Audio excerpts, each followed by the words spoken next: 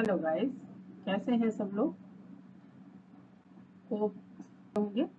चलिए आज स्टार्ट करते हैं। एक आपके लिए बहुत इंटरेस्टिंग टॉपिक लेकर आए हैं, केमिस्ट्री का क्वांटम नंबर।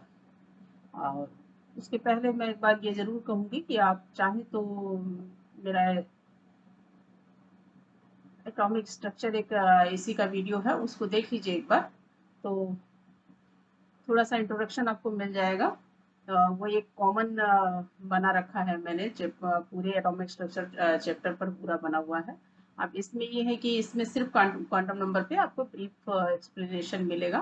तो थोड़ा सा अगर उसको आप पढ़ लेंगे तो क्वांटम नंबर से रिलेटेड जो बेसिक चीज़ें हैं, लाइक ऑर्बिटल, इलेक्ट्रॉनिक कॉन्फ़िगरेशन, ये सारी चीज़ें आपको वहाँ से क्लियर हो जाएंगी। इलेक्ट्रॉनिक कॉन्फ़िगरेशन पर भी एक वीडियो बना हुआ है, आप उसे भी देख सकते हैं, क्योंकि क्वांटम नंबर पढ़ने के पहले आपको ऑर्बिटल्स का थोड़ा बहुत इंफॉर्मेशन होना चाहिए, एटॉमिक मॉडल का नॉलेज होना चाहिए, प्लस आपको इलेक्ट्रॉनिक कॉन्फ़िगरेशन भी पता होना चाहिए। तो ये सारी चीज़ें अगर आपको पहले से पता होंगी तो आपको क्वांटम नंबर पढ़ना थोड़ा सा ईजी हो जाएगा। तो इसके लिए आप बुक से भी पढ़ सकते हैं, और बाकी आप मेरा वीडियो भी देख सकते हैं। पहले एक एटॉमिक स्ट्रक्चर का वीडियो है, आप उसे देख के वहाँ से भी इंफॉर्मेशन गेन कर सकते हैं।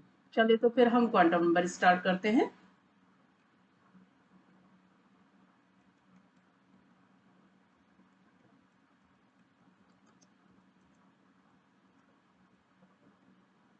अच्छा, क्वांटम नंबर्स हैं तो एज यूजुअल नंबर्स लिखा हुआ है, तो नेचुरली ये नंबर होंगे, यानी कि मैथमेटिकल डिजिट्स होंगे। अब इसके लिए आपको थोड़ा सा पीछे लेके चलते हैं कि जैसे क्वांटम नंबर की ओरिजिनेशन कहाँ से हुई है। तो ओरिजिनेशन इसकी जो है उसमें एक नाम आपको याद रखना है। ओरिजिनेशन जो इसकी हुई है वो हुई है श्रोडिंगर इक्वेशन से। एक श्रोडिंगर साइंटिस्ट थे जिन्होंने श्रोडिंगर एक साइंटिस्ट थे जिन्होंने three dimensional probability of finding an electron, इसके बारे में बताया है कि इलेक्ट्रॉन की थ्री डायमेंशनल प्रोबेबिलिटी क्या है, थ्री डायमेंशनल एरिया में इलेक्ट्रॉन कहाँ पाया जा सकता है, उस पर किन वेरिएबल्स का इफेक्ट होता है, ये सारी चीजें इन्होंने बताई थी। इसीलिए हम बार बार आपको थ्री वेरिएबल्स का नाम ले रहे हैं, मतलब कि जो थ्री वेरिएबल्स इन्होंने बताए थे वही बाद में क्वांटम नंबर बोले गए, वही बाद में क्वांटम नंबर्स बोले गए। और ये थ्री की बात हम इसलिए कर रहे हैं आपको कि आप लोगों ने थोड़ा बहुत अगर क्वांटम नंबर कहीं सुना या पढ़ा होगा तो आपने चार क्वांटम नंबर पढ़े होंगे, बट श्रोडिंगर इक्वेशन से ओरिजिनेशन हुआ है तो ओरिजिनेशन वहां पर थ्री क्वांटम नंबर्स का हुआ है। कौन कौन से क्वांटम नंबर है? थ्री वेरिएबल्स या थ्री क्वांटम नंबर्स कह सकते हैं आप उन्हें। तो इनका कौन कौन से हैं ये? प्रिंसिपल यानी कि एन,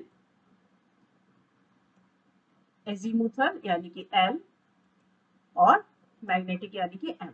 और जो चौथा क्वांटम नंबर है स्पिन क्वांटम नंबर, उसका इससे मतलब नहीं है, वो अलग से है, उसका श्रोडिंगर से कोई लेना देना नहीं है। तो इसलिए आपको यहाँ पर हमने बहुत शॉर्ट में ये चीजें बताई हैं, बट इसके लिए अगर आपको एक्सप्लेनेशन चाहिए पूरा श्रोडिंगर और ये थ्री वेरिएबल्स का, तो इसके लिए आप एटॉमिक स्ट्रक्चर का मेरा वीडियो देख लीजिए, अदरवाइज आपके पास बुक में भी मिल सकता है जहाँ श्रोडिंगर इक्वेशन आप पढ़ेंगे। तो श्रोडिंगर की वेव इक्वेशन थी, इसका भी थोड़ा सा ध्यान रखिएगा। तो जैसे ही आप ये चीजें याद आएंगी आपको कि वेरिएबल्स के बारे में बता रहे हैं, ओरिजिनेशन के बारे में बता रहे हैं, और ये तीन क्वांटम नंबर हैं, तो आपको तुरंत याद आ जाएगा कि हाँ, श्रोडिंगर ने इसके बारे में बताया था। और ब्रीफ एक्सप्लेनेशन के लिए आप वीडियो देख लीजिए, या श्रोडिंगर इक्वेशन जहां भी आप पढ़ रहे हैं वहां से भी पढ़ सकते हैं। चलिए, तो अब क्वांटम नंबर्स हैं। अब क्वांटम नंबर्स होते क्या हैं? ये तो ओरिजिनेशन या चीजें हो गई। अब ये हैं क्या? अब हम क्वांटम नंबर को थोड़ा शॉर्ट में लिखते हैं, Q1 लिख देते हैं।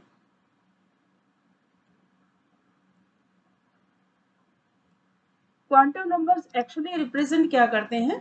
आपको यहीं से पता चल गया कि अभी हमने बोला आपको कि जो श्रोडिंगर वेव इक्वेशन है वो 3 वेरिएबल्स यानी कि 3 डायमेंशनल प्रोबेबिलिटी ऑफ इलेक्ट्रॉन बताती है कि 3 डायमेंशनल में एरिया में इलेक्ट्रॉन कहाँ पाया जा सकता है, कहाँ उसके पाए जाने की पॉसिबिलिटी ज़्यादा है, उस एरियाज को बताती है। और वही वेरिएबल्स आगे चलकर क्वांटम नंबर्स बताते हैं, मतलब ये पोजीशन को बताता है। तो ये क्या बताते हैं, रिप्रेजेंट कह सकते हैं, या कोई भी वर्ड आप इस जगह यूज कर सकते हैं। वैसे रिप्रेजेंट ही सही है, बाकी आप कोई भी वर्ड यूज कर सकते हैं, इसलिए मैं लिख दे रही हूँ 3 डायमेंशनल। देखिए एक चीज का ध्यान रखना जरूरी है कि इलेक्ट्रॉन को कभी भी एग्जैक्ट पोजीशन पे आप नहीं बता सकते हैं। इसके लिए आपको हाइजेनबर्ग का कंसर्टेंटी प्रिंसिपल आपने देखा है, वो ये कहता है कि कभी भी इलेक्ट्रॉन को आप एग्जैक्ट पोजीशन की बात आप उसकी कर ही नहीं सकते। इसीलिए यहाँ पर मैं जो बोल रही हूँ आपको, प्रोबेबिलिटी की वर्ड यूज करिए आप यहाँ पर। quantum number represent the three-dimensional probability of finding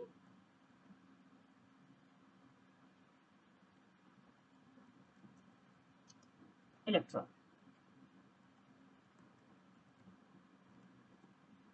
ठीक है, तो इस चीज को ध्यान रखना है, इस चीज को ध्यान रखना आपके लिए बहुत जरूरी है कि आप कहीं भी ये ना बोल दीजिए कि 3 डायमेंशनल एरिया में जहाँ इलेक्ट्रॉन पाया जाता है उसी को आप कहते हैं। इसमें आपको ये 3 डायमेंशनल प्रोबेबिलिटी बताना जरूरी है, ये वर्ड आपको यूज करना जरूरी है कि पाए जाने की संभावना।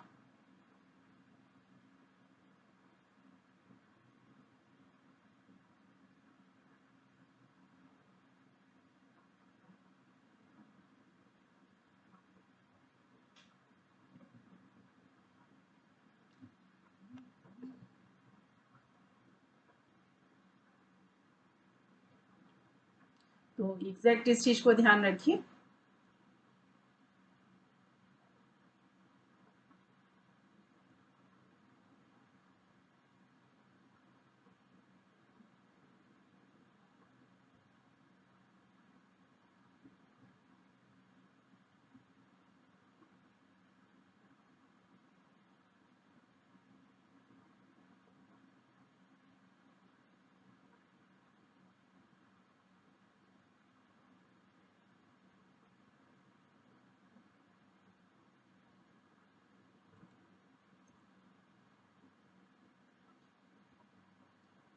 क्वांटम नंबर्स के लिए आपको दो चीजें ध्यान रखनी है। एक तो श्रोडिंगर ने इसको बताया है, सबसे पहले उन्होंने डिस्कस किया था इसके बारे में। एंड द नेक्स्ट चीज कि क्वांटम नंबर्स जो होते हैं वो 3 dimensional probability of finding electron को रिप्रेजेंट करते हैं। अब इसको आप इजी लैंग्वेज में भी कुछ लोग बताते हैं, तो कुछ लोग इजी लैंग्वेज में क्या बताते हैं वो भी मैं आपको बता दे रही हूँ कि जैसे आपके पास टाइप्स होते हैं इलेक्ट्रॉन, इसको अगर हम इसको क्लासिफाइड कर ले क्वांटम नंबर को या डिवाइड कर लें तो ये हो गए 4 हो गए। तो 4 में देखिए कौन कौन से आपके हो रहे हैं, एन,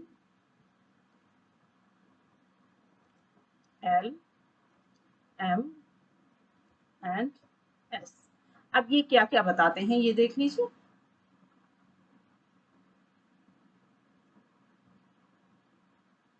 यहाँ पर मैं हेडिंग डाल दे रही हूँ आपको जिससे आपको कंफ्यूजन ना हो। टाइप्स ऑफ, सिंपल हेडिंग है बिल्कुल, types of quantum number. Quantum number को हम सिंपली Q1 ही लिख रहे हैं, ठीक है। तो एन जो है एग्जैक्ट क्या बता रहा है, ये एक तरीके से एड्रेस बताते हैं। तो एड्रेस में क्या है, एन जो बता रहा है, एन क्या बता रहा है, कंट्री। जब आप कभी अपना एड्रेस बताते हैं तो उसमें कई चीजें यूज करते हैं ना, कि अपना तभी तो आपके पास तक कोई पहुंचेगा ना। तो इसमें बताएंगे आप स्टेट, ठीक।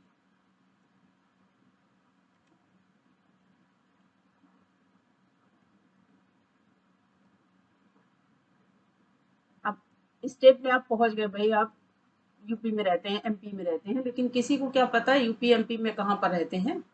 तो सिटी भी बताएंगे आप, भाई हम लखनऊ में रहते हैं, आगरा में रहते हैं, या कानपुर रहते हैं, या झांसी रहते हैं, जहाँ भी रहते हैं आप। फिर आपके सिटी में पहुंच गए, सिटी में पहुंचने के बाद भी बहुत बड़ा सिटी होता है, कहाँ रहते हैं कैसे पता चलेगा, तो आप एग्जैक्ट मकान नंबर बताएंगे, यानी कि एग्जैक्ट पोजीशन बताएंगे कि हम हैं कहाँ, तो उसको स्पिन क्वांटम नंबर कहते हैं। तो ये क्या बताएगा, हाउस नंबर। ये एक सिंपल सा रिप्रेजेंटेशन है जिससे आपको समझने में थोड़ी आसानी रहे।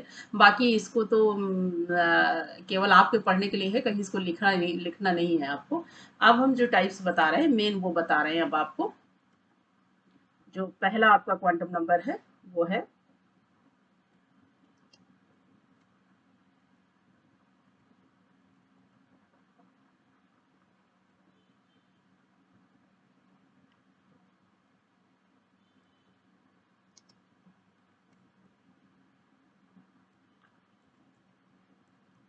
Principal quantum number.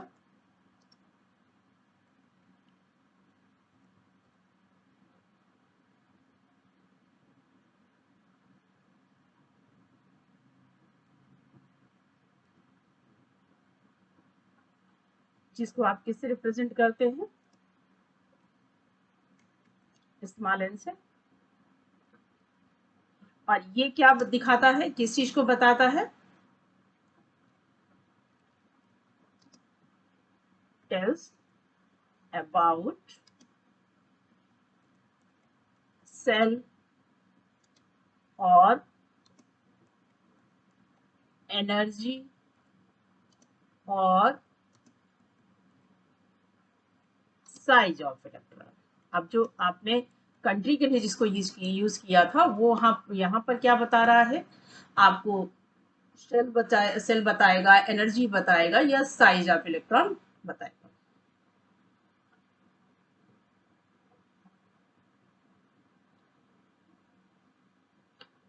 साइज का मतलब यहाँ पर साइज ऑफ इलेक्ट्रॉन ना कह के साइज ऑफ सेल आप कह सकते हैं, कि मतलब इलेक्ट्रॉन जो है वो न्यूक्लियस से कितनी दूरी पर है। ठीक, जैसे कि आप मान लीजिए आपके पास KLMN है, आपने पढ़े हुए हैं, इसमें आपको प्रिंसिपल क्वांटम नंबर को पढ़ने के लिए थोड़ा सा आप अगर बोरबरी के एटॉमिक मॉडल को दिमाग में रखेंगे तो आपको इजी रहेगा थोड़ा सा। इसमें कौन कौन था, KLMN। मैंने उस समय भी, वहां भी आप वीडियो पढ़ेंगे तो उसमें भी आप देखेंगे, मैंने वहां भी बताया है कि जो प्रिंसिपल क्वांटम नंबर होते हैं वो यहीं से ओरिजिनेट हुए हैं।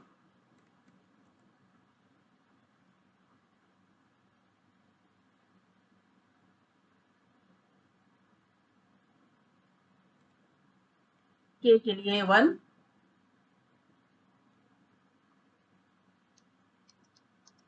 L के लिए 2,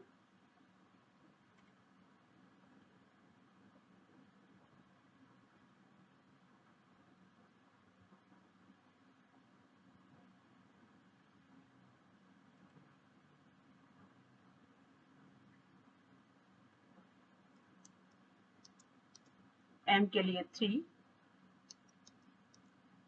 एंड N के लिए 4। ये N की वैल्यूज होती हैं। कोई भी इंटीगर आप रख सकते हैं, इसमें कोई प्रॉब्लम वाली बात नहीं है, but never be zero.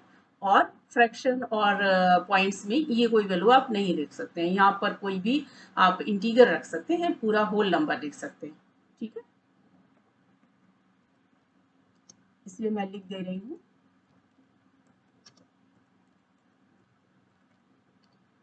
Any whole number. ठीक, अब ये हो गया। अब इसमें आपको क्या क्या चीजें बता रहा है, देखिए मैं आपको बहुत शॉर्ट में बता रही हूँ, बहुत लंबी चौड़ी डिफिनेशन नहीं बताती हूँ। अब ये हमको बताता है सेल के बारे में, मतलब एन की वैल्यू अगर 1 है तो ये के सेल होगा, अगर 2 है then it is L shell, 3 है देन इट इज एम, 4 है तो ये एन सेल होगी। अब इसके बाद हमने दो चीजें और रखी हुई हैं, एनर्जी को भी बताता है, साइज को भी बताता है। यहाँ साइज ऑफ सेल को आप एक तरीके से डिस्टेंस फ्रॉम न्यूक्लियस भी लेकर चल सकते हैं, कि किसकी कितनी डिस्टेंस होगी न्यूक्लियस से, ये भी आप मानकर चल सकते हैं। तो इसको जब आप बताएंगे तो इसको क्या बताएंगे,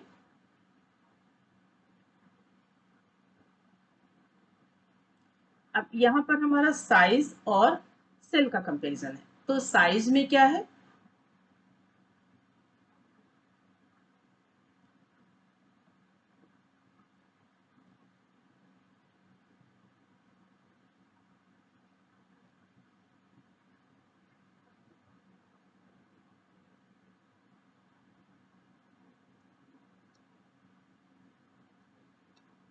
साइज किस तरीके से बता रहा है,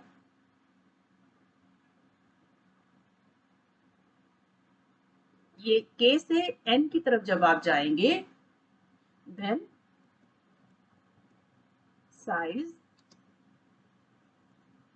इंक्रीजेस। ठीक, अब अगर आप k से n की तरफ जा रहे हैं देन एनर्जी क्या होगी,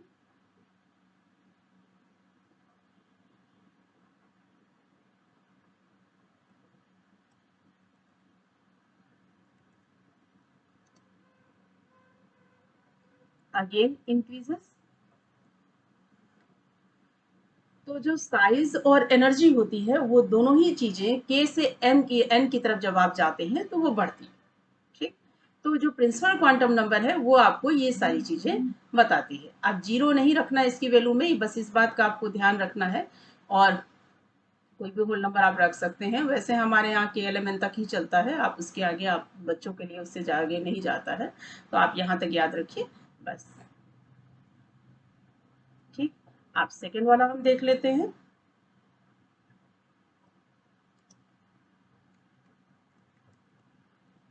एजीमूथ, इसको भी शॉर्ट में हम कर देते हैं QL। इसको रिप्रेजेंट करते हैं स्मॉल l से। ये क्या बताता है हमको, टेल्स अबाउट, ये क्या बताएगा,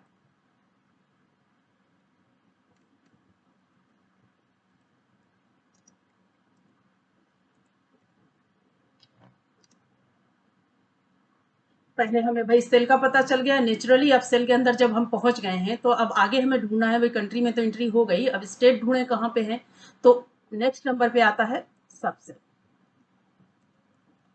ये बताएगा हमें सबसेल के बारे में, सबसेल, और एक वर्ड इसमें और आएगा एंड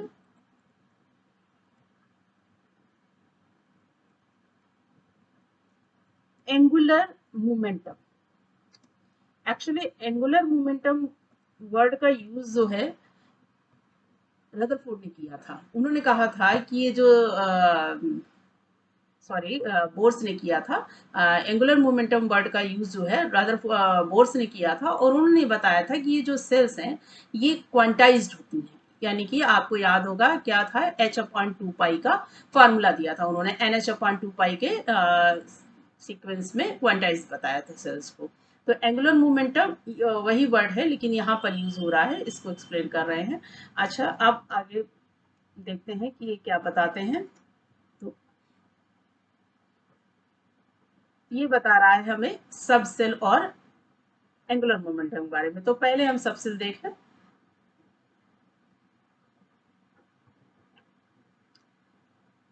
अच्छा, इसकी वैल्यू क्या होती है, पहले तो फॉर्मूलाज हम देख लेते हैं पहले।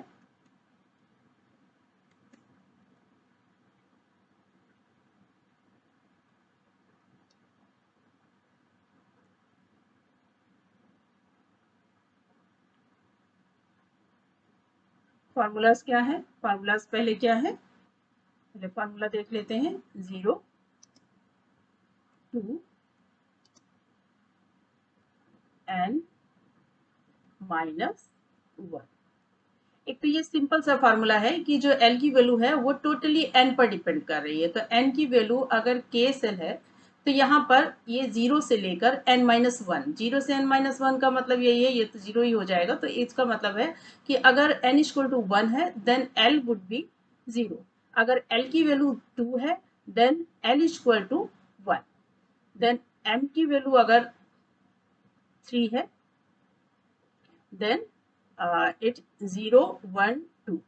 तो इससे क्या होता है, जैसे अभी आपको बताया हमने कि ये सबसेल्स के बारे में बताता है। तो अब आप इसको देखिए जरा, सबसेल्स के बारे में कैसे बता रहा है।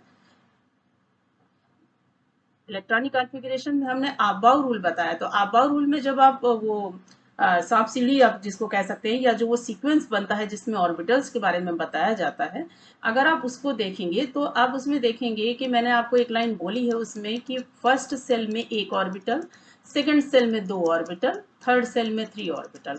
इसको कहाँ से प्रूव किया गया है? इसको यहीं से देखिए प्रूव किया गया है। इफ k इक्वल टू, चलिए 1 रखेंगे तो आप कहेंगे मैम ने बहुत इजी ले लिया। देन k इक्वल टू हम k नहीं, n इक्वल टू, यानी कि प्रिंसिपल क्वांटम नंबर की वैल्यू हम 2 ले रहे हैं। ठीक। अब अगर हम इसके लिए l की वैल्यू निकालें,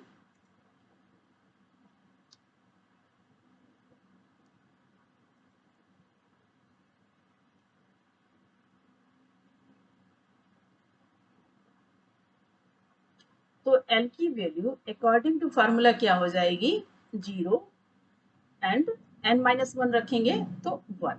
तो कुल मिला के हमारे पास सेकेंड सेल के लिए यानी कि एल के लिए हमारे पास एजीमुथल क्वांटम नंबर के कितने वैल्यूज आ रही है? 2। यानी कि सेकेंड सेल में 2 सबसेल्स होंगे। यही मैंने उसमें भी आपको बताया था। आप बाउ रूल में भी जब आप देखिए, मैंने भी बताया, और वैसे बुक्स में भी आप पढ़ेंगे तो वहां देखेंगे कि आप सेकेंड सेल में कितने सबसेल्स होते हैं? 2। तो ये सबसेल्स का नंबर यही से निकल के आता है, ये इसी फार्मूले से आपको ये बताया जाता है। अगर n इक्वल टू आपने 3 रखा होता तो यहाँ पर आ जाता 0, 1 एंड 2, इसका मतलब 3 हो जाते। ठीक है। तो इसी यहीं से ये बताता है सबसेल्स के बारे में। अब एक चीज और है आपकी इसमें, एंगुलर मोमेंटम। बाकी हम अभी एक्सरसाइज भी करेंगे, यहाँ पर सिंपल से छोटे छोटे एग्जाम्पल आप देखते चलिए, बाकी हम अभी एक्सरसाइज भी करेंगे। अब एंगुलर मोमेंटम के लिए भी बताता है ये।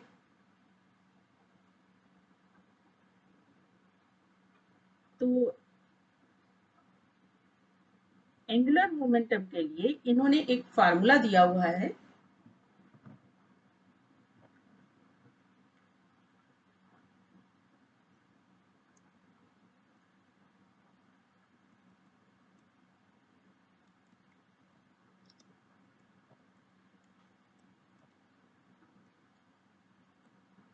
एंगुलर मोमेंटम के लिए एक फार्मूला होता है h अपॉन 2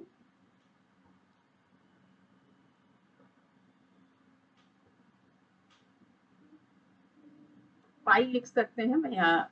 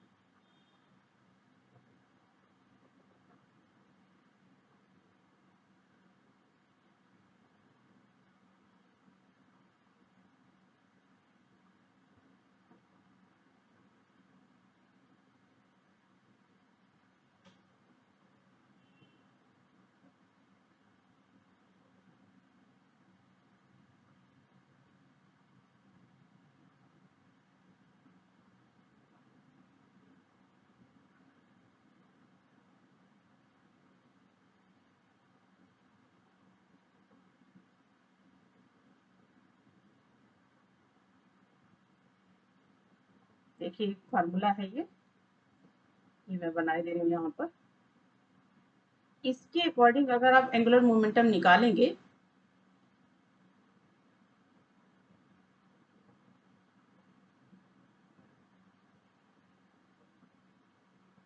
तो आपको अगर L की वैल्यू पता है तो हर एक का अपना एंगुलर मोमेंटम निकल आएगा, जिस भी सबसेल का आप एंगुलर मोमेंटम निकालना चाहिए। इसी एंगुलर मोमेंटम के बिहाफ पर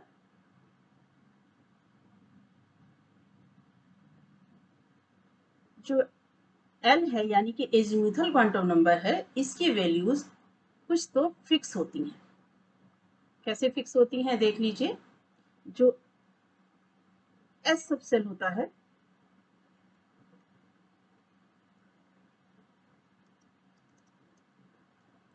उसके लिए अलग वैल्यू है,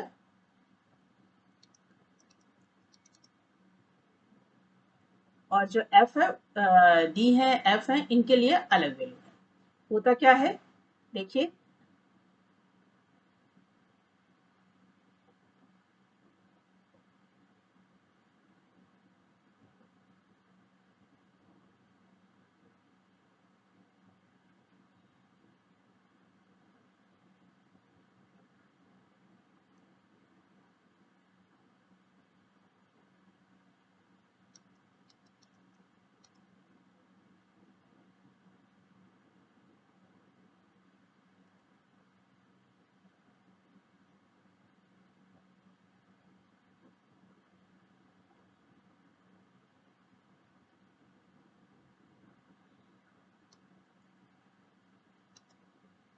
जीरो। अगर आपको एसपीडीएफ पता है तो कोई फर्क नहीं पड़ता है कि कौन सी सेल में आपका इलेक्ट्रॉन जा रहा है, आपको इनकी फिक्स वैल्यू ही यूज करनी है। चाहे वो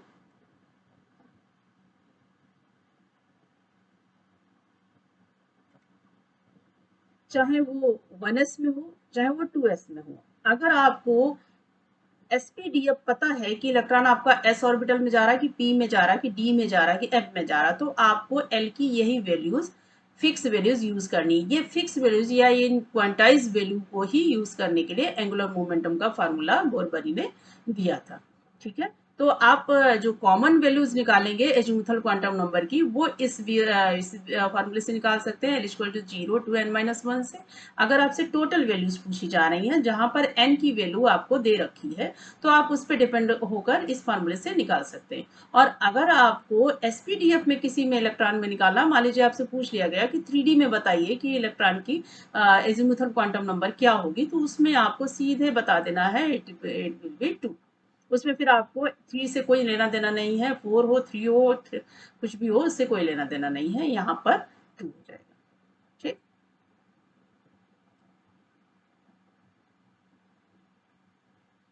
एक चीज और भी पता चलती है एजीमुथल क्वांटम नंबर से, जो अभी हमने आपको बताया, जैसे कि n इक्वल टू अगर 2 है तो इसमें दो सबसेल होते हैं। तो यहीं से आपको एक क्लियर और भी हो सकता है, एक चीज और भी है जो अधिकतर क्वेश्चन आता है कि 2D क्यों नहीं होता है।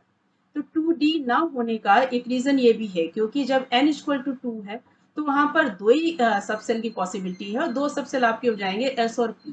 तो d इसलिए यहाँ पर नहीं होता है। तो आप चाहें तो यहाँ मैं ब्रैकेट में लिख दूं, या फिर मैं अगले आगे एक्सरसाइज में क्वेश्चन में आपको इसको डिस्कस कर दूंगी। तो ये आपके दो क्वांटम नंबर्स हो गए। अब थर्ड में आते हैं।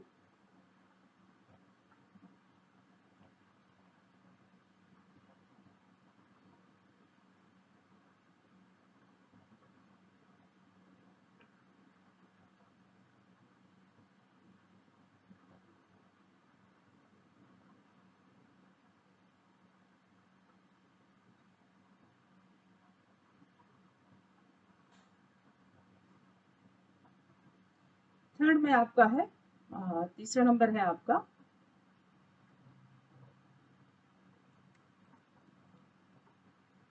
Magnetic quantum number. नेचुरली फिर हम क्यूएन से ही रिप्रेजेंट कर रहे हैं इसको। ये क्या बताएगा, अब हमें स्टेट पता चल गई। अब हम कहाँ जाएंगे, सिटी में। सिटी यानी कि ऑर्बिटल में। तो ये क्या बताता है,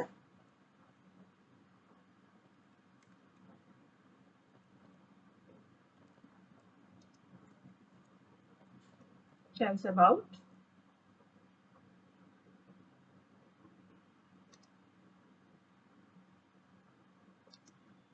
ऑर्बिटल्स।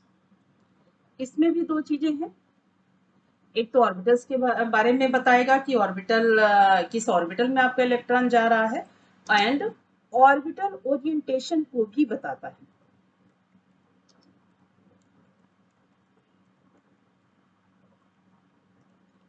अच्छा, ओरिएंटेशन का मतलब यहाँ पर क्या है? ओरिएंटेशन का मतलब है एक्स वाई जेड। आप जानते हैं, इसीलिए 3 डायमेंशनल या ओरिएंटेशन का मतलब यहाँ पर हो जाएगा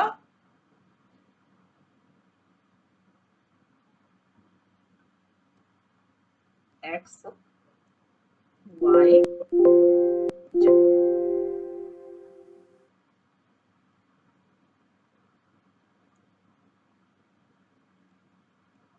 ओरिएंटेशन का मतलब एक्स वाई जेड। जैसे कि आपको एग्जाम्पल बता दे रहे हैं, परेशानी हुई है। मतलब ये हुआ कि आपके पास जैसे पी का होता है, तो पी एक्स में 3 ऑर्बिटल होते हैं। पी सब सेल में आप देखेंगे तो पी सब सेल में आपको 3 ऑर्बिटल मिलते हैं, पी एक्स,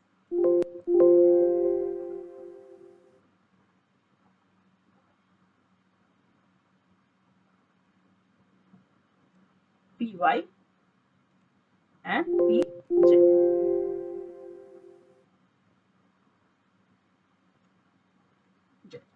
तो ये जो आपके 3 हुए, एक्स हुआ, वाई हुआ, जेड हुआ, तो इसके बारे में भी बताएगा। अब आपको ये तो पता है कि पी ऑर्बिटल में हमारा इलेक्ट्रॉन गया है, लेकिन अब पी सबसेल में कौन से ऑर्बिटल में गया है, एक्स में गया, वाई में गया, जेड में गया है, तो इसकी वैल्यूज भी बताता है, इसका नंबर भी बताएगा आपको। कौन बताएगा? Magnetic quantum number. यानी कि इसको रिप्रेजेंट किससे करते हैं? स्मॉल एम से।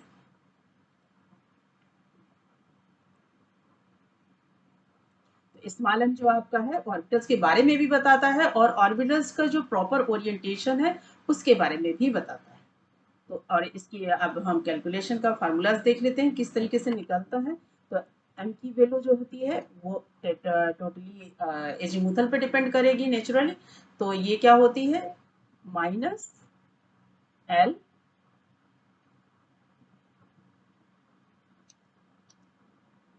जीरो और प्लस एल।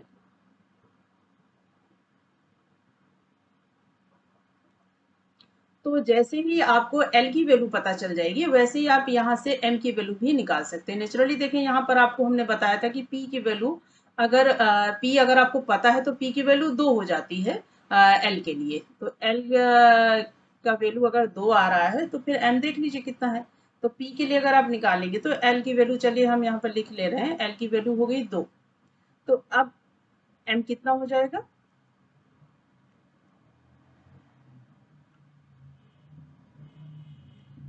-2। और पूरा चलेंगे प्रॉपर, ये नहीं कि 1 को आप छोड़ देंगे।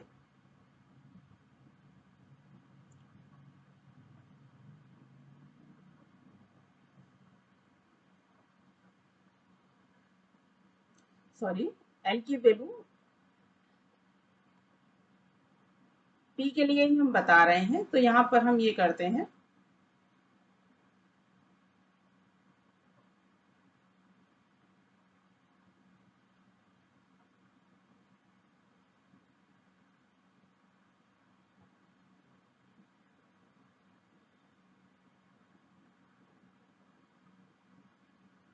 तो अगर एल की वैल्यू 2 है तो एम की वैल्यू क्या निकलेगी?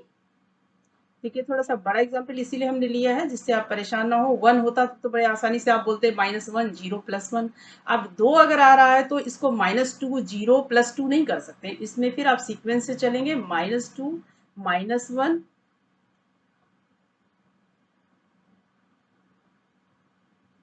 0,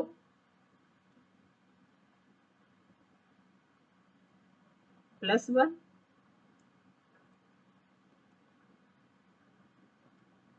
+2। तो एल की वैल्यू अगर 2 आ रही है तो आपके पास कितना ऑर्बिटल आ रहे हैं? 5 ऑर्बिटल आ रहे हैं। और आपने देखा है एल की वैल्यू 2 किसके लिए होती है? देखिए जरा, एल की वैल्यू 2 किसके लिए होती है? डी सबसेल के लिए। तो डी सबसेल में हम जानते हैं कितने ऑर्बिटल होते हैं? 5। तो यहीं से देखिए क्लियर हो गया कि डी में कितने ऑर्बिटल हो सकते हैं, 5, अगर हम एल की वैल्यू से एम की वैल्यू कैलकुलेट कर रहे हैं देन। ठीक,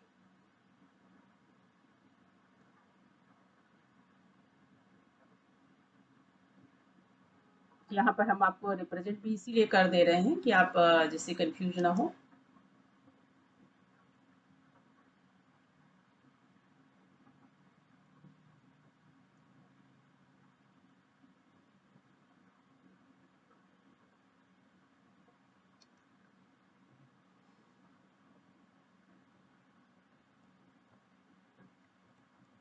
मीन्स डी ऑर्बिटल। ठीक, डी सबसेल कह सकते हैं, ऑर्बिटल ना कहें आप, डी सबसेल। तो यहाँ पर आप लिख सकते हैं टोटल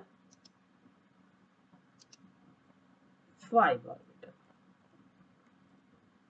ठीक, एक तो ये बताया, नंबर को बताया। अब हम ओरिएंटेशन के बारे में देख लेते हैं कि अगर हम एल की वैल्यू, अब हम आपको थोड़ा सिंपल वाला बता दे रहे हैं, एल की वैल्यू हमने 1 रखी, तो मीन्स ऑर्बिटल कौन सा हो गया,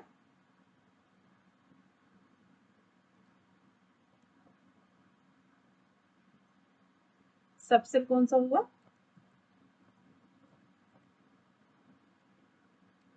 और पी सबसेल हुआ, इसमें ऑर्बिटल कौन से हैं, कितने ऑर्बिटल होते हैं सब जानते हैं, P X, P Y, P Z. तो अगर हम एल की वैल्यू कैलकुलेट कर रहे हैं, तो एम की वैल्यू अगर हम निकालें तो एम की वैल्यू कितनी निकल आएगी यहाँ पर, -1, 0 एंड +1। तो टोटल कितनी वैल्यू निकल के आई, 3। तो ये टोटल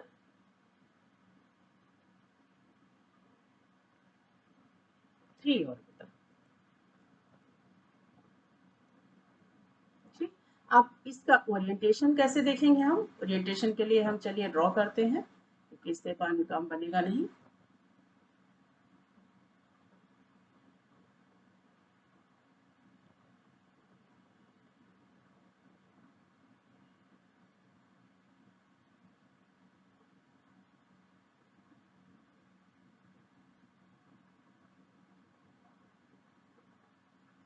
पी सबसेल में हम जानते हैं 3 ऑर्बिटल होते, कौन कौन से,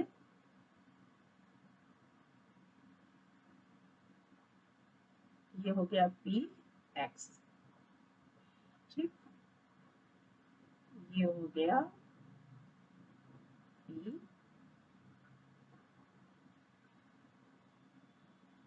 वाई, और इसी तरीके से इधर आएंगे, ये हो गया पी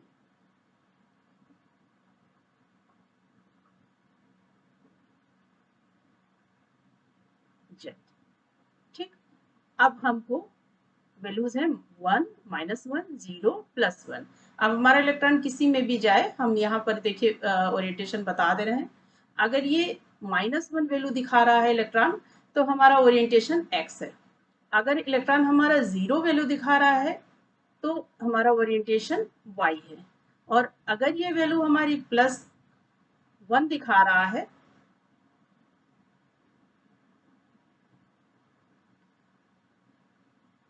तो इसका ओरिएंटेशन जेड है। और ओरिएंटेशन आप जानते हो, ये हो गया एक्स, ये हो गया वाई,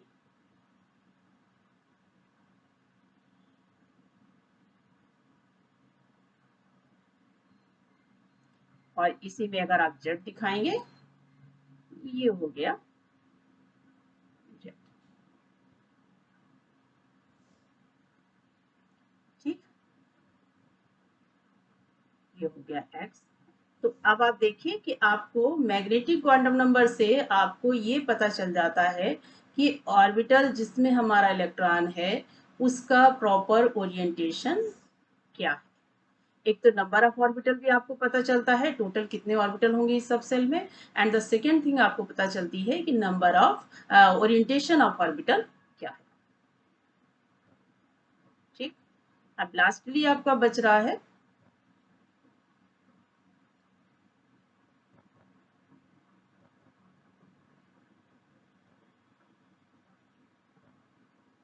स्पिन क्वांटम नंबर। ये अलग है। कई बार ये क्वेश्चन आता है कि श्रोडिंगर इक्वेशन ने कौन से 3 वेरिएबल्स बताए, उनका क्या सिग्निफिकेंस है। या कई बार ये क्वेश्चन आता है कि कौन से क्वांटम नंबर श्रोडिंगर ने बताए हैं, क्या सारे बताए हैं। तो आपको याद रखना है कि 3 वेरिएबल्स यानी कि एन, एल और एम का एक्सप्लेनेशन या एम के बारे में श्रोडिंगर ने बताया है बस, बट एस के बारे में श्रोडिंगर ने नहीं बताया। ये क्या है, ये अलग तरीके का क्वांटम नंबर है। ये है स्पिन क्वांटम नंबर। इसको रिप्रेजेंट करते हैं स्मॉल एस से।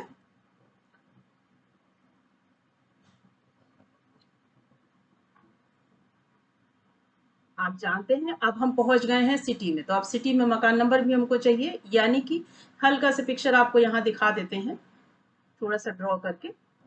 इस चीज को भी थोड़ा समझिए, बाकी अच्छे से समझने के लिए आप मेरा वीडियो देखिए एटॉमिक स्ट्रक्चर वाला। एक एटॉमिक स्ट्रक्चर करके है, फुल कॉन्सेप्ट फुल चैप्टर उसमें दिया हुआ है, तो आप उसमें स्टैटिक केमिस्ट्री में आप देख सकते हो। बाकी हम हल्का सा इंट्रोडक्शन यहाँ दिए दे रहे हैं आपको कि ये जो है आपका, मान लीजिए ये न्यूक्लियस है, तो इसके चारों ओर आपकी सेल्स होती है। ठीक, ये सेल मान लीजिए हमारी है। अब इसमें हमें इलेक्ट्रॉन को ढूंढना है। तो इसमें एग्जैक्ट जब आप पढ़ते हैं, तो अगर आपने डी ब्रॉगली का इक्वेशन पढ़ा है, डी ब्रॉगली की हाइपोथेसिस या थ्योरी पढ़ी है, तो उसमें आपको डुअल नेचर ऑफ पार्टिकल या डुअल नेचर ऑफ इलेक्ट्रॉन मिलेगा। आप मेरे वीडियो में भी देख सकते हैं, अलग से पढ़ा है तो भी आप देख सकते हो।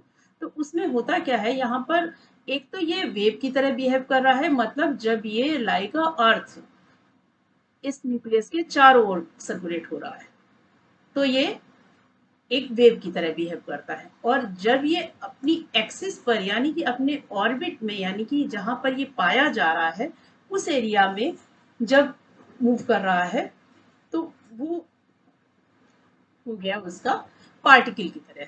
तो यहाँ पर आप जानते हैं एक ऑर्बिटल में 2 इलेक्ट्रॉन होते हैं, तो एक का रोटेशन जो होता है वो क्लॉकवाइज होता है, किसी को भी आप क्लॉकवाइज दिखा सकते हो, और एक का रोटेशन जो होता है वो एंटी क्लॉकवाइज होता है, तो किसी को भी आप एंटी क्लॉकवाइज दिखा सकते हो। तो नेचुरली एक का ओरिएंटेशन है क्लॉकवाइज है और एक का एंटी क्लॉकवाइज है, तो दोनों जो है अपनी अपनी अलग अलग मूवमेंट को दिखा रहे हैं। तो इसी में, इसी के बेस पर ये जो इनकी स्पिन है, इसके बेस पर ये बना है स्पिन क्वांटम नंबर, जो इनकी इस स्पिन को बताता है कि कौन सा इलेक्ट्रॉन आपका एंटी क्लॉकवाइज जा रहा है, कौन सा क्लॉकवाइज। जो जनरली बुक्स में माना गया है उसमें ये माना गया है कि क्लॉकवाइज को आप प्लस हाफ से दिखा दीजिए और जो एंटी क्लॉकवाइज है उसको माइनस हाफ से दिखा दीजिए। बाकी ऐसा कोई कंपलसरी नहीं है, आप किसी को भी किससे दिखा सकते हैं, लेकिन एक जनरल लैंग्वेज बन जाती है तो कोशिश ये करनी चाहिए उस लैंग्वेज को हम डिस्टर्ब ना करें, क्योंकि एक सबको आदत पड़ जाती है उस लैंग्वेज को देखने की। तो हम जो यूज करते हैं वो हम भी यही वैल्यू यूज कर दे रहे हैं। तो अभी तो फिलहाल आप इसके बारे में देख लीजिए क्या बताता है ये हमको।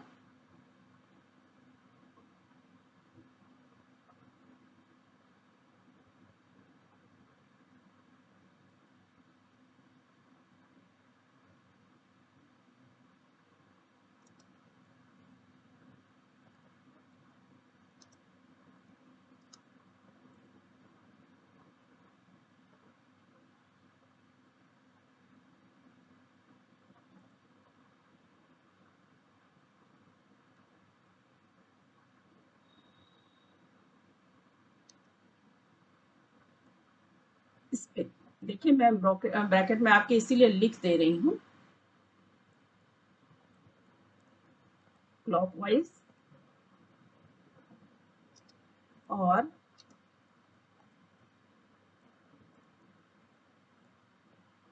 Anti clockwise.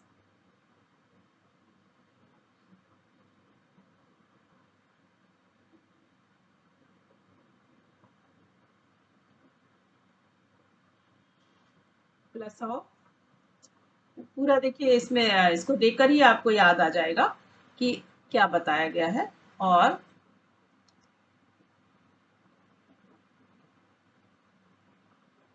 माइनस ऑफ, तो स्पिन क्वांटम नंबर जो है हमको ये बताता है कि इसका स्पिन क्या है जो दो इलेक्ट्रॉन ऑर्बिटल्स में है। ये केवल एक ही चीज बताएगा आपको, और ये अलग तरीके क्वांटम नंबर भी है, इसका श्रोडिंगर से कोई लेना देना नहीं है, इस बात को स्पेशली आप ध्यान रखें। और इसका इससे बाकी क्वांटम नंबर पर भी इसीलिए डिपेंड भी नहीं करता है। यहाँ पर इसको आपको खाली ये देखना है कि आपने जो है हुंड के अकॉर्डिंग जैसे इलेक्ट्रॉन बनाया, आपने ऑर्बिटल दिखाया, मान लीजिए आपने कोई भी ऑर्बिटल दिखा रहे हैं, एस ऑर्बिटल को ही हम दिखा ले रहे हैं।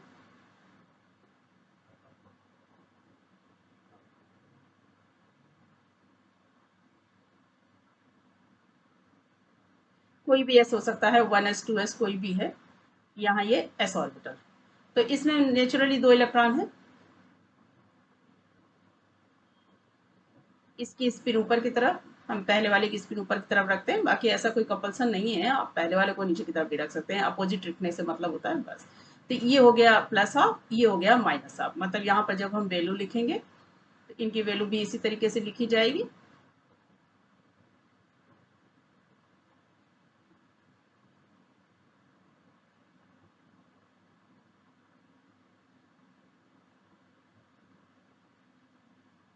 ये हो गया प्लस हाफ, और इसके लिए वैल्यू आप लिखेंगे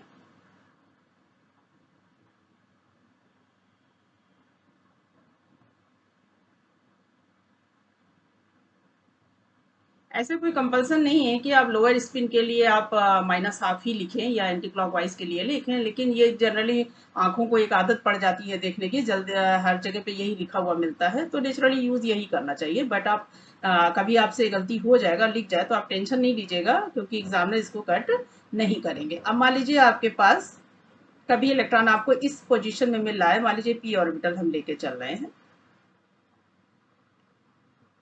अब मान लीजिए हमारे पास दो इलेक्ट्रॉन है, तो नेचुरली हुंड का रूल जो हम फॉलो करेंगे, तो दोनों ही अपर स्पिन के इलेक्ट्रॉन होंगे हमारे पास। तो किसी भी इलेक्ट्रॉन के लिए आपसे क्वांटम नंबर पूछा हो, चाहे लास्ट के लिए पूछा हो, चाहे सेकंड लास्ट के लिए पूछा हो, दोनों के लिए आपकी जो वैल्यू आएगी वो प्लस हाफ ही आएगी।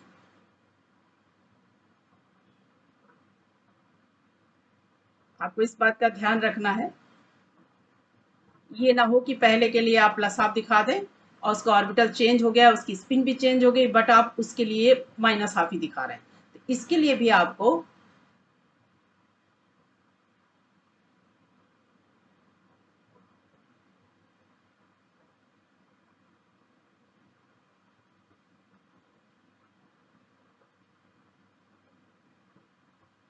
प्लस हाफ ही दिखाना है। ठीक है, तो जितना भी अपर स्पिन है उस सबके लिए प्लस हाफ होगा, जब लोअर स्पिन पे जाएगा तो वो माइनस हाफ हो जाएगा। तो आप कुछ एग्जाम्पल जैसे ही आप करेंगे वैसे ये चीजें आपके लिए क्लियर हो जाएंगी। तो जनरल जो इन एक्सप्लेनेशन है वो इन क्वांटम नंबर्स के लिए यही है, principal quantum number, azimuthal quantum number, and magnetic quantum number, and spin quantum number. अब हम कुछ एक्सरसाइज कर लेते हैं।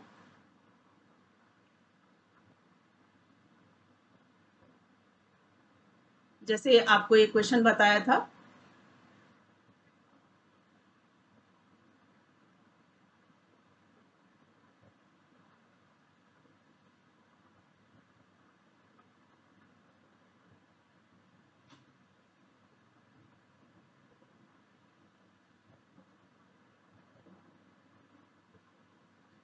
या हम क्वेश्चंस लिख देते हैं।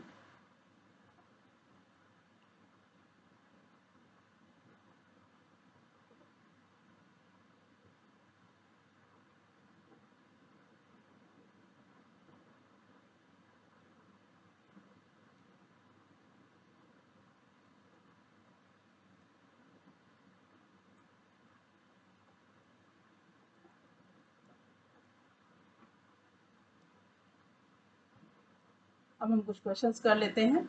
जैसे एक क्वेश्चन है,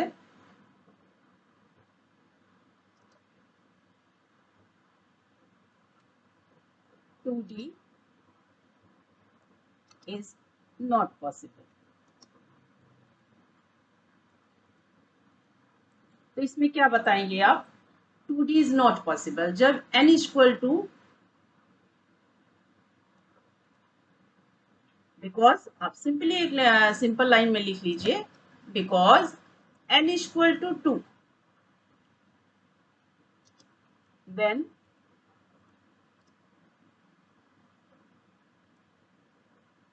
n equal to 0 and 1.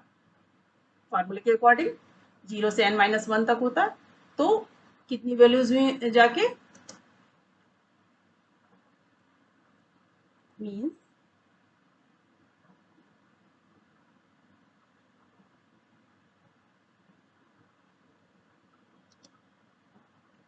Only 2 orbital या सबसेल्स आप कह सकते हो पॉसिबल. बस ये आंसर हो गया सिंपल सा कि 2D क्यों नहीं होता है, क्योंकि D जो होता है वो थर्ड ऑर्बिटल या थर्ड सबसेल होता है, तो वो पॉसिबल नहीं है क्योंकि हमने पहले ही n की वैल्यू 2 रखी हुई है. ठीक, सेकेंड क्वेश्चन करते हैं.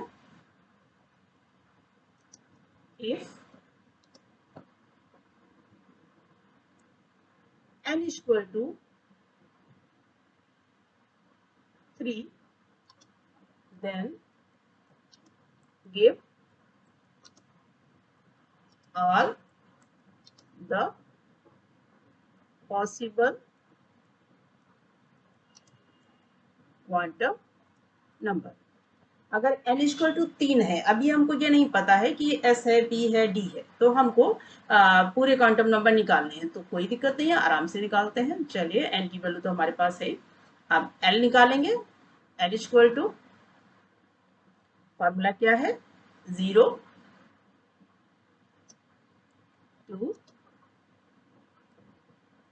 n-1. 0 to n-1, देन क्या हो जाएगा? ये वैल्यूज क्या हो जाएंगी फिर? 0, n-1 है, 1, 2. मतलब हमारे पास 3 वैल्यूज आ गई. अब देखिए हम इन्हीं में थोड़ा सा डिस्टेंस बना देते हैं जिससे हमें लिखने में आसानी रहेगी. फार्मूले लिखते जाएंगे और हम आराम से इन्हीं के नीचे सारे क्वांटम नंबर बताते जाएंगे.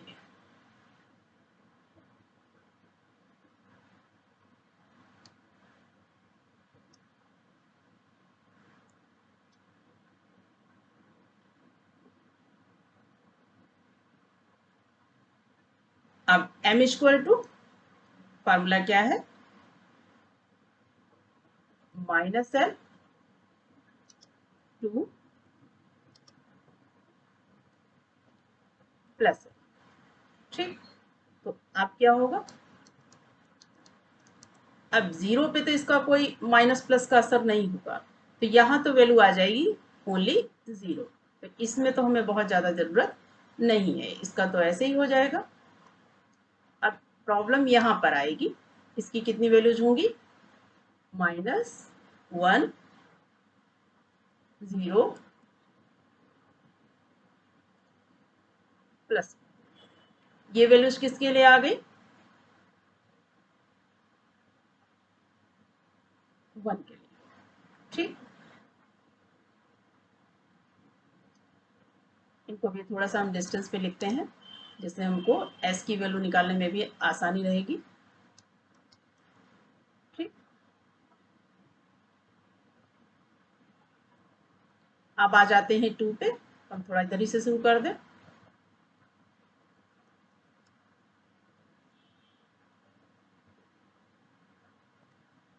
-2, -1, 0. थोड़ा डिस्टेंस देते जाएं क्योंकि हमें आगे s की वैल्यू लिखनी रहेगी. +1,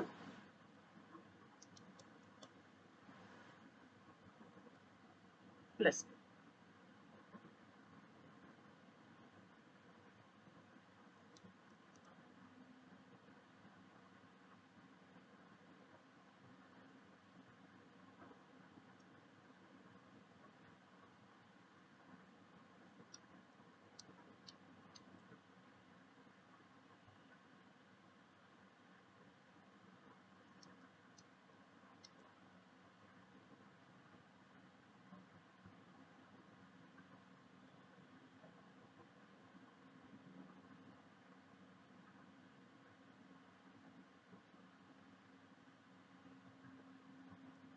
ये हो गया।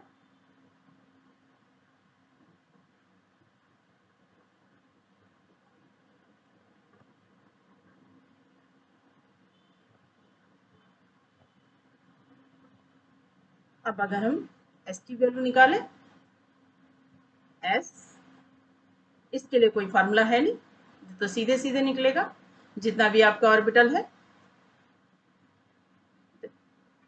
Clockwise and anti clockwise. ये तो सिंपली निकलेगा बिल्कुल सीधा। तो हम तो ये मान के चल रहे हैं कि हर ऑर्बिटल में हमारे पास 2 इलेक्ट्रॉन है, तो 2 इलेक्ट्रॉन है तो हर एक के लिए वही वैल्यू होगी, plus half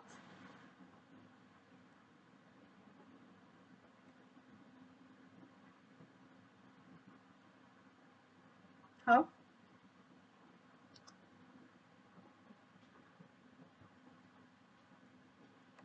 and minus half. जितने भी ऑर्बिटल है सबके लिए यही निकलेगा।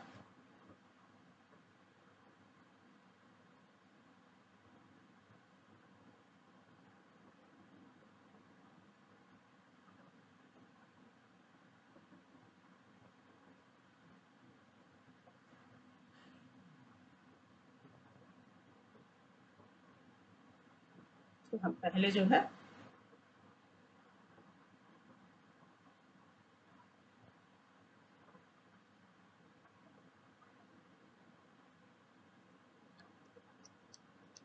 हाफ हाफ लिख लेते हैं, उसके बाद प्लस माइनस हर एक के आगे कर देंगे।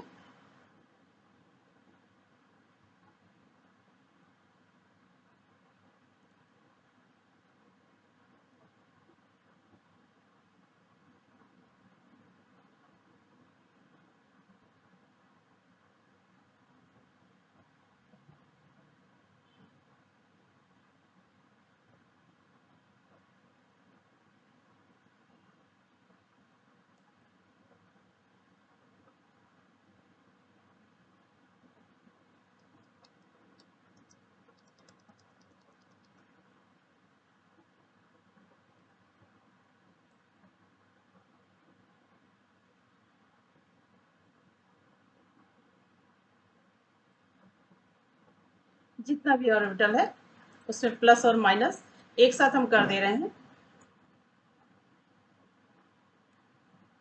ये अंडरस्टूड है कि हर ऑर्बिटल में 2 इलेक्ट्रॉन होंगे।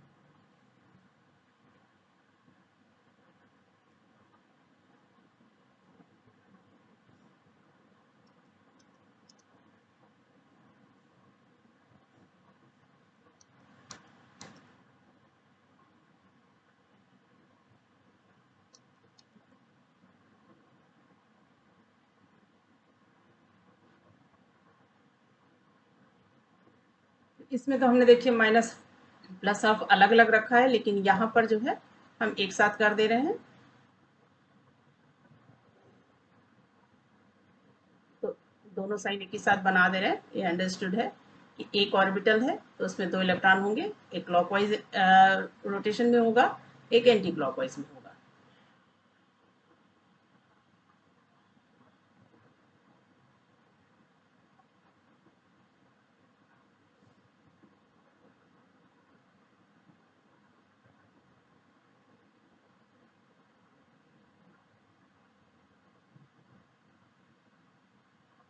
ये देखिए इस तरीके के क्वांटम नंबर आप चारों बता सकते हैं।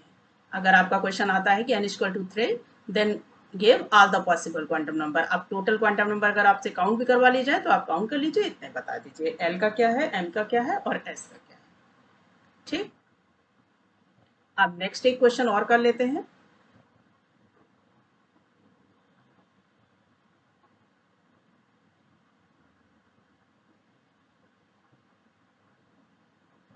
स्पेसिफिक क्वेश्चन अगर मान लीजिए आपसे किया जा रहा है, क्वेश्चन नंबर 3 इसको मान लेते हैं हम। तो शॉर्ट में बताया है आपको, इस पे तो अच्छे खासे आपके क्वेश्चन 20-25 क्वेश्चन आप कर लीजिए, आपके लिए तो अच्छा रहेगा। मैं तो आपको शॉर्ट में बता रही हूँ कि ट्रिक है। कोई क्वेश्चन आपको परेशान करे तो आप उसको कमेंट बॉक्स में दे दीजिए, मैं वहीं पे आपको आंसर तुरंत दे दूंगी। इफ या इफ तो रहने दीजिए, आप सीधे सीधे हम बोल रहे हैं फाइंड द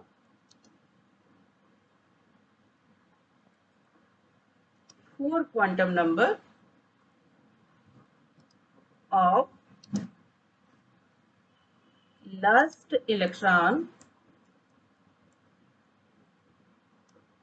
ऑफ कोई भी एलिमेंट आप ले सकते हो। मान लीजिए चलिए मैंने ऑक्सीजन ले लिया, ठीक, ऑक्सीजन। इसीलिए मैंने आपको कहा था कि थोड़ा सा आप एटॉमिक स्ट्रक्चर चैप्टर को पढ़ लीजिएगा, क्योंकि यहाँ पर कई चीज़ों की जरूरत पड़ेगी। एटॉमिक मॉडल है, इलेक्ट्रॉनिक कॉन्फ़िगरेशन है, आप चाहे मेरा वीडियो देख लीजिए चाहे आप कहीं से पढ़ लीजिए। देखिए अब क्या हमको इसके लिए जरूरत पड़ेगी, ऑक्सीजन के इलेक्ट्रॉनिक कॉन्फ़िगरेशन की। अदरवाइज हम कैसे पता करेंगे कि हाँ ऑक्सीजन का लास्ट इलेक्ट्रॉन कहाँ है। तो चलिए हम इलेक्ट्रॉनिक कॉन्फ़िगरेशन इसका बनाते हैं। इसमें कितने इलेक्ट्रॉन है, 8।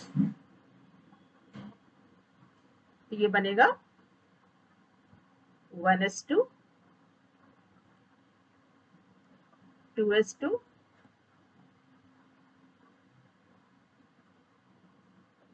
2p6, ये तो 10 हो गए, तो 2p4 4 हुए। अब हमको लास्ट इलेक्ट्रॉन ढूंढना है, तो नेचुरली हमारा लास्ट इलेक्ट्रॉन कहाँ होगा, p ऑर्बिटल में। तो अब हम अपनी सुविधा के लिए, वैसे वहां भी आप कर सकते हो, नहीं तो आप अपनी सुविधा के लिए थोड़ा सा आप या तो टी 2p को अलग कर लीजिए या यहीं पर कर लेते हैं।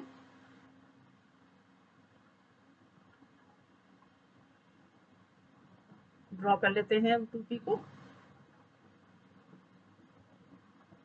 2p हम जानते हैं ये p ऑर्बिटल है, p सब सेल है, तो इसमें हमारे पास 3 ऑर्बिटल होंगे। 3 ऑर्बिटल का होना तो अलग बात है, लेकिन यहाँ पर हमको चाहिए इलेक्ट्रॉन की कंडीशन, तभी तो हम इलेक्ट्रॉन को बता पाएंगे कि इलेक्ट्रॉन आखिर रह कहाँ रहा है। अब आप ये देखिए P X P Y P Z आपको एज इट इज क्लियर है। इलेक्ट्रॉन को देखते हैं, हुंड रूल भी इसलिए मैंने आपको कहा है कि एटॉमिक स्ट्रक्चर का थोड़ा सा क्लैरिफिकेशन होना जरूरी है। अब ये फर्स्ट इलेक्ट्रॉन, नहीं तो आप फोर्थ इलेक्ट्रॉन ही नहीं फाइंड कर पाओगे कि है कहाँ पे। ये देखिए सेकेंड इलेक्ट्रॉन, ये देखिए थर्ड इलेक्ट्रॉन, अब आएगा आपका फोर्थ इलेक्ट्रॉन। तो चलिए मैं इसका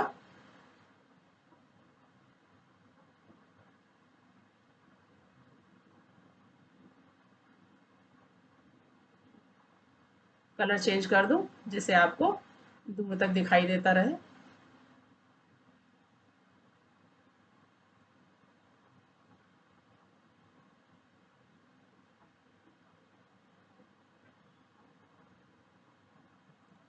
फोर्थ इलेक्ट्रॉन जो है ये है रेड कलर का।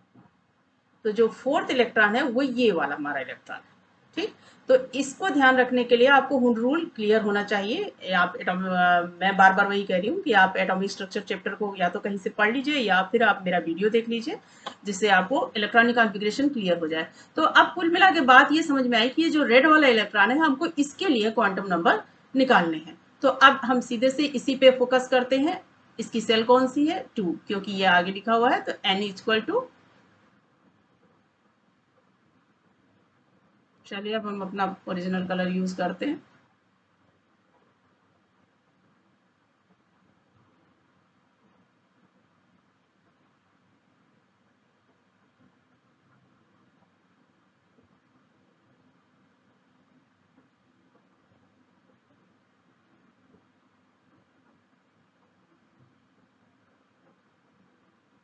L equal to 2। ठीक,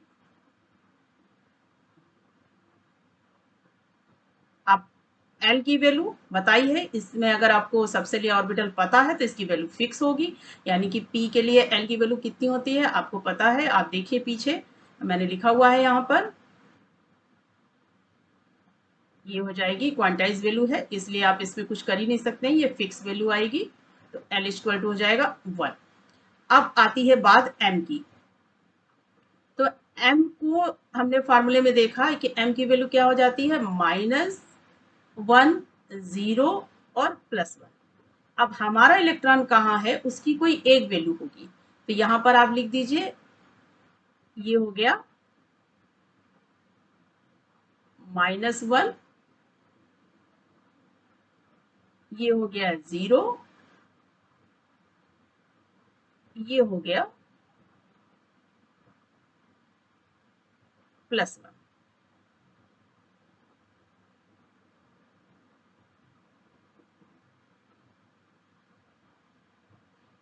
तो हमारा इलेक्ट्रॉन है ये -1 में, तो M की वैल्यू कितनी हो जाएगी यहाँ पर,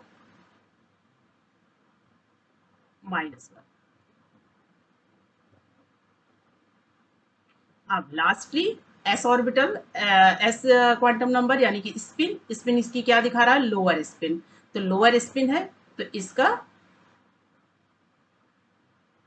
s क्या हो जाएगा, हमने पहले ही कहा, वैसे आप प्लस हाफ माइनस हाफ किसी को भी लिख सकते हैं, लेकिन नेचुरली आंखों को आदत पड़ी है एंटी क्लॉकवाइज के लिए या लोअर स्पिन के लिए माइनस हाफ देखने की, इसलिए आप वही करिए, खेल नहीं खेलिएगा, पता नहीं एग्जामिनर आपका इस चीज़ को पॉजिटिवली ले या निगेटिवली, इसलिए आप रिस्क मत लीजिए और इसका जो है एंटी क्लॉकवाइज वैल्यू यानी कि -हाफ ही लिखिए। तो देखिए ये लास्ट इलेक्ट्रॉन के लिए हमारा निकल आया। अब इन्होंने लास्ट के लिए पूछा था तो हमने इसको किया, सेकंड लास्ट के लिए पूछते तो हमारा ये हो जाता, अगर उसके भी पहले के लिए पूछते तो ये हो जाता। कोई भी इलेक्ट्रॉन के लिए जिसके लिए पूछा जा रहा है आपको हुंड रूल बहुत अच्छे से क्लियर होना चाहिए, और जिससे आप इलेक्ट्रॉन्स की काउंटिंग कर सके कि कहाँ पर कौन सा इलेक्ट्रॉन जा रहा है और उसका एग्जैक्ट ऑर्बिटल, उसका सबसेल और उसका सेल नंबर देख लें और वहां से पूरा क्वांटम नंबर की वैल्यू निकाल लें। देखिए इसमें तीन ही तरीके के क्वेश्चन आ सकते हैं, एक तो ये आ सकता है कि कोई ऑर्बिटल आपसे पूछ लें कि ये ऑर्बिटल क्यों नहीं होता है, तो आप उसको एजीमुथल क्वांटम नंबर निकालकर आप उसको फार्मूले से बता सकते हैं कि L इक्वल टू, यहाँ पर ये जब n की वैल्यू इतनी है तो L की वैल्यू जितनी आएगी उतने ही ऑर्बिटल या सबसेल पॉसिबल होंगे, उससे ज्यादा पॉसिबल नहीं हो सकते, तो यहाँ से आप ये बता सकते हैं। सेकंड क्वेश्चन आपको इस तरीके का मिल सकता है जिसमें आपको n की वैल्यू प्योर दी हुई है और आपसे पूछा गया कि बाकी के जितने भी क्वांटम नंबर है वो सारे क्लियर करिए, तो वो आप उस तरीके से बता दीजिए। और तीसरा आपको किसी भी एग्जैक्ट इलेक्ट्रॉन की पोजीशन पूछी जा सकती है, तो एग्जैक्ट इलेक्ट्रॉन को काउंट करिए कि वहां वो इलेक्ट्रॉन कौन सा है और उसको ऐसे ड्रॉ करिए, ऐसे एक्सप्लेन करिए हुंस के रूल के अकॉर्डिंग, अपना इलेक्ट्रॉन फाइंड आउट करिए और बस उसी पे कंसंट्रेट कर दीजिए और उसकी सारी वैल्यू एन क्या मतलब सेल, यानी कि ये सेल को ही पीरियड भी कहा जाता है, ये पीरियड भी बताता है, यानी कि आवर्त जिसको आप हिंदी में कहते हैं आवर्त को भी बताता है। ये 2 हो गया एल की वैल्यू, इसको देखकर आप क्वांटाइज वैल्यू बता सकते हैं, 1 आ गया। एन की वैल्यू आप जितने ऑर्बिटल हैं उनमें देख लीजिए, अब डी ऑर्बिटल होता है तो डी ऑर्बिटल में एल इक्वल टू 2 आया होता है तो वहां पर रुक जाता। एस की वैल्यू आप उसी के हिसाब से, अगर अपर स्पिन है तो प्लस हाफ, लोअर स्पिन है तो माइनस हाफ, इस तरीके से आप बता सकते हैं। ठीक है, तो ये मुझे लगता है क्वांटम नंबर के लिए इतना सफिशियंट है, बाकी अगर कोई और प्रॉब्लम हो तो आप कमेंट्स बॉक्स में मुझे भेज सकते हैं।